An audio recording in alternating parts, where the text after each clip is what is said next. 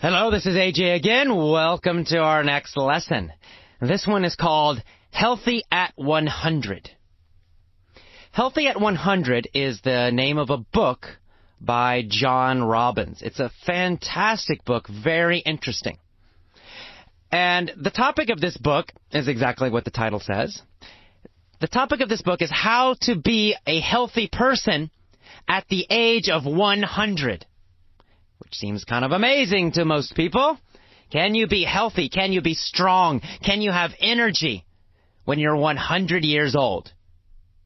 And the answer is absolutely yes. Now, how did John Robbins write this book? It's very interesting. Well, what he did, personally and then with his research assistants, he studied cultures, places in the world where large numbers of people live to be very old. But not only just live to be old, because, if you live to be old but you're weak, that's not very fun. So he studied places that had a lot of very old people who were also very strong, very energetic, very healthy, very happy. There's a big difference if you're 90 years old and you're in a nursing home and you're weak and you're sick. That's a terrible life. But if you're 90 years old and you're out running and you feel great, well, that's fantastic. And there are cultures like this, and there are also a lot of individual people like this. And when I say a lot, I don't mean a lot by percentage. It's a small percent of the human population. But still, there are thousands of these kinds of people. I don't know, maybe hundreds of thousands, maybe millions. I'm not sure what the exact number is. But you can find these people. You can find specific cultures where there are a lot of them, and then you can find individuals. And so John Robbins was very curious about this, and he wanted to know why. Why do some people live strong, long, healthy, active lives for a very, very long time? Why are some people, so strong when they're older and live so much longer? And then other people, they're 60 years old, they're already tired and sick.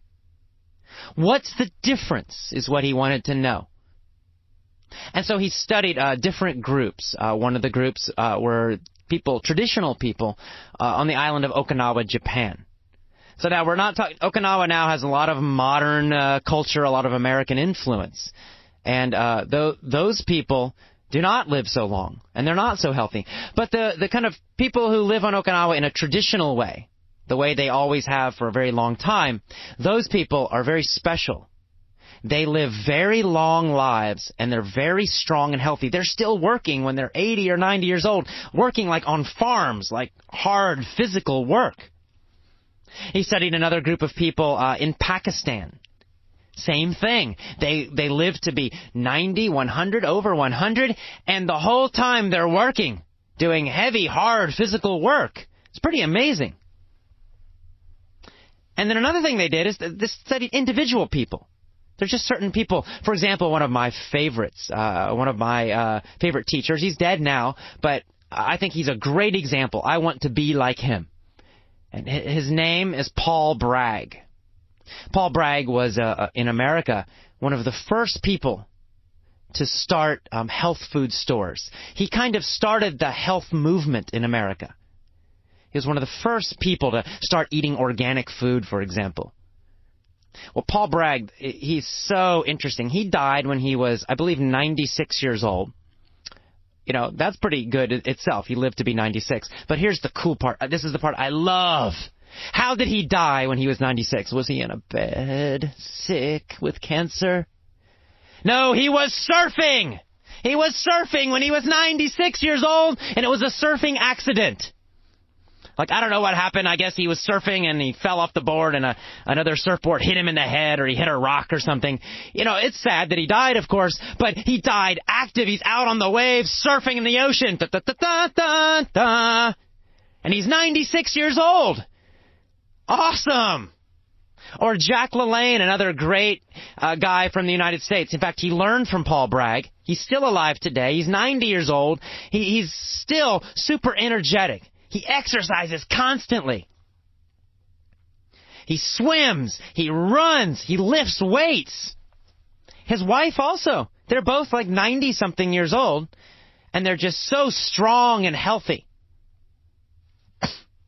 We can find a lot of people like this, actually.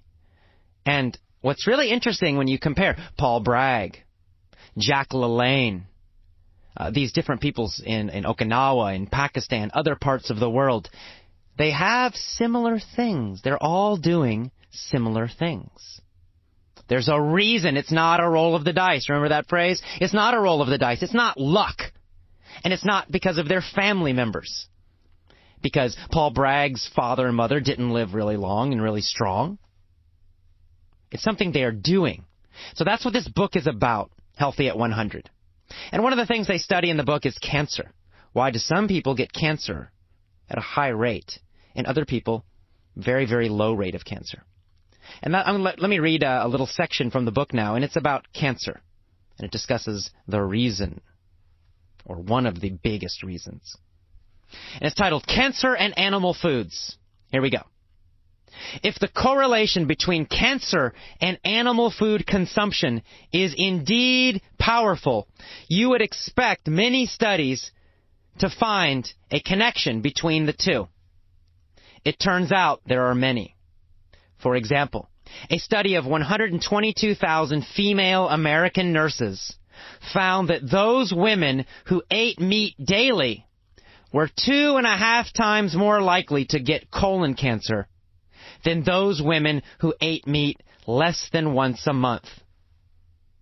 In 2001, a comprehensive Harvard review of the research on dairy products and prostate cancer found that those who had, over the course of their lives, consumed the most dairy products had double the rate of prostate cancer and 4 times the rate of metastatic prostate cancer. A high intake of fruits and vegetables, on the other hand, was associated with a lower risk of advanced prostate cancer. Other studies, including the famous Physicians' Health Study, have also confirmed a link between dairy product consumption and prostate cancer. And a study of more than 12,000 men found that those who drank soy milk regularly, rather than cow's milk, had a whopping 70% reduction in their risk of prostate cancer. Today, men in China who are still eating their traditional plant-based diet without any dairy products have one of the lowest rates of prostate cancer in the world. And no one can say these low rates are due to a genetic advantage, because Chinese American men living in the United States eating the standard American diet have rates 10 times as high as their genetic counterparts still eating in the traditional way in China. Whew, okay, that's a little bit difficult section, a little bit scientific, and some long sentences there. Let me just explain what it means. So basically, he's talking about a lot of research related to cancer. And here's what they find, the basic result. The more animal food you eat, so that's meat and dairy, the higher your risk for cancer, the higher the rate of cancer. The less you eat, the lower the rate of cancer. So strict vegetarians, which are called vegans, have the lowest rates of cancer in the world. People who eat lots and lots and lots of meat and drink a lot of milk and eat a lot of cheese, they have the highest rates of cancer in the world. Interesting. It's one reason I'm a vegetarian, to be honest. And another thing that you find is these people like Paul Bragg, like Jack LaLanne, these different people in different parts of the world, they may not be total strict vegetarians. However, they eat very, very, very little meat. They almost never drink milk or dairy products or eat cheese. They're eating a lot of fresh organic vegetables, basically. And, of course, fruit as well. I mean, that's the big secret. Yes, you got to exercise and move your body. That's another part of the book. He talks about that the diet is one big factor, but also moving your body and getting a lot of exercise and physical activity, of course, is very important as well. Those two factors are the biggest factors in determining how long you will live, how healthy you will be, how strong you will be, how much energy you will have in your body. So, I never tell people be a vegetarian because, it's a personal choice. I think people need to decide on their own. However, if your goal is to be a very healthy, strong person, live a long time, reduce your risk for cancer, heart disease, and a lot of other things, you should think about it. You should at least reduce your meat and dairy intake a lot. And, again, don't just believe me. Maybe I'm just crazy, AJ. Go look at the scientific research. Get the book Healthy at 100 by John Robbins. There's a lot of other stuff out there. Do your research. Get on the internet if you want to and do some research. But I encourage you, reduce the amount of fat and meat and cheese and milk and all that stuff. Get it out of your food. Get it out of your diet. Keep it out of your body. And start eating a whole lot more vegetables and fruit. Get some real healthy, vital, energetic food into your body. You're going to feel a lot better. And you're going to get the same kind of energy that people like Paul Bragg have, that Jack LaLanne has, that Tony Robbins has, that I have. All right. Well, see you next time. Bye-bye.